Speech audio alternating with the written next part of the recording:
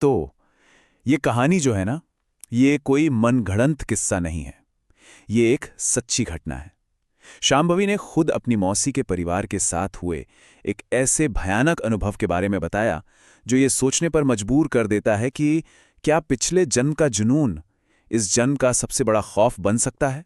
तो सवाल यही उठता है, क्या ये मुमकिन है कि एक अधूरा इश्क मौत की सरहदों को भी पार कर जाए और एक नए जन्म में दस्तक देखे सब कुछ तबाह कर दे।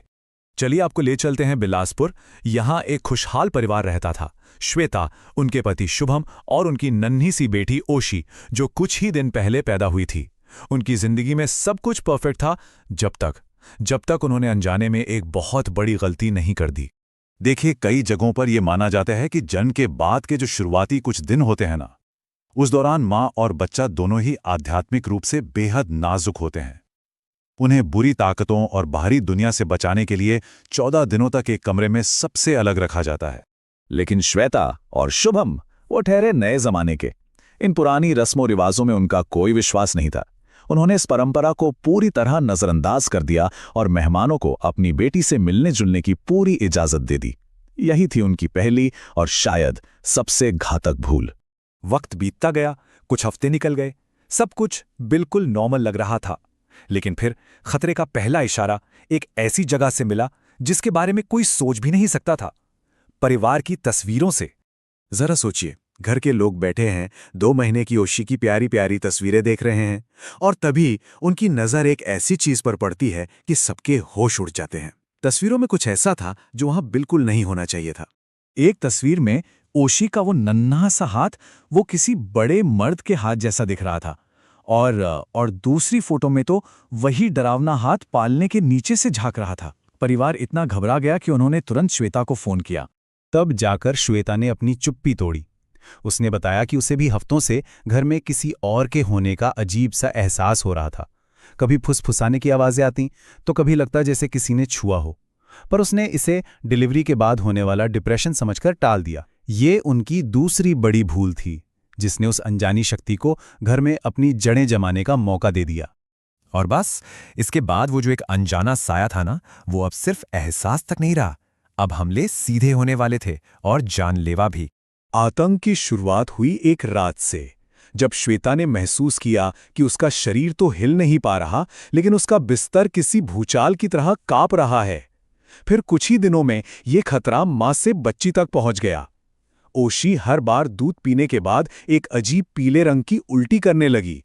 लेकिन उस हफ्ते का अंत वो सबसे भयानक था, जब एक रात शुभम ने अपनी आंखों से अपनी बेटी को पालने से 6 इंच ऊपर हवा में तैरते देखा और फिर वो धड़ाम से नीचे आ गिरी। ये दिल दहला देने वाला मंजर देखने के बाद श्वेता का सारा सब्र, सारी हिम्मत सब टूट गया। वो चीख पड़ी, वो मुझे मार देगा और मेरी बेटी को ले जाएगा। श्वेता के ये शब्द शुभम के लिए सच्चाई का एक आईना थे। उसे समझ आ गया कि ये कोई वहम नहीं है, वो एक असली खतरे का सामना कर रहे हैं। वो लोग फौरन वो घर छोड़कर श्वेता की बहन के यहां भागे, और जब श्वेता वहां पहुंची ना, तो उसकी हालत देखकर सब दंग रह गए। उसका वजन बहुत तेजी से गिरा था और आंखों के नीचे गहरे काले गड्ढे बन गए थे, मानो किसी ने सिर्फ उसकी नींद ही नहीं बल्कि जीने की ताकत भी छीन ली हो। जब सारी कोशिशें फेल हो गईं, जब डर ने हर उम्मीद को निगल लिया, तब परिवार ने एक आखिरी रास्ता चुना।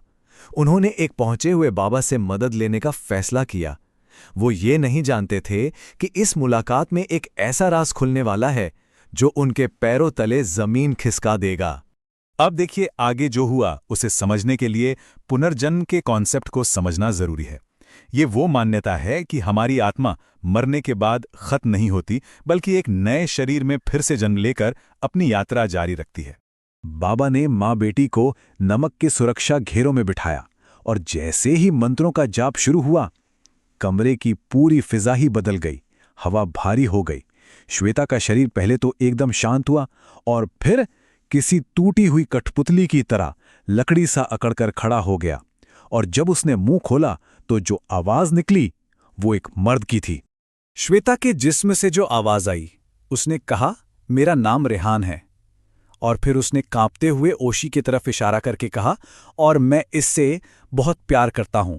और तब रेहान की आत्मा ने अपनी वो दर्दनाक कहानी बताई कि पिछले जन्म में वो और ओशी की आत्मा एक दूसरे से बेइंतहा मोहब्बत करते थे।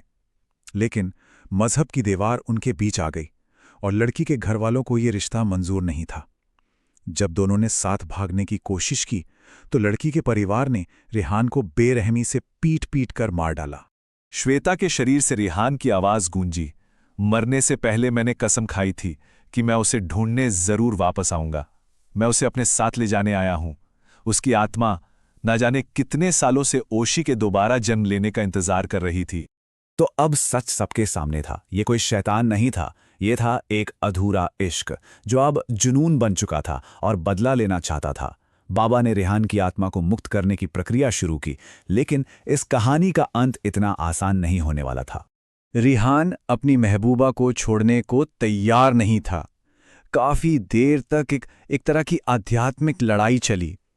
आखिरकार बाबा ने शक्तिशाली मंत्रों के जोर से उसे जाने पर मजबूर कर दिया, और जैसे ही रेहान की आत्मा ने शरीर छोड़ा, श्वेता बेहोश होकर जमीन पर गिर पड़ी। आखिरकार वो आजाद थी।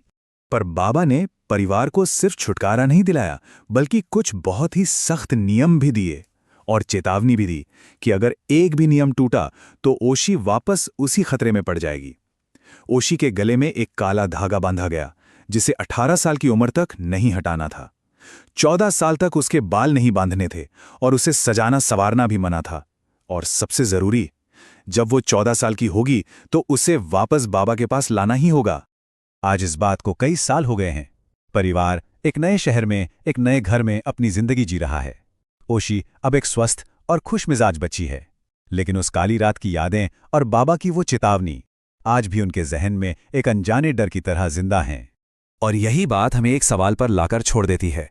क्या रेहान की आत्मा सच में जा चुकी है, या वो बस सही समय का या फिर परिवार की एक और भूल का इंतजार कर रही है? क्योंकि कभी कभी सबसे बड़ी बुराई खत्म नहीं होती, वो बस इंतजार करती है।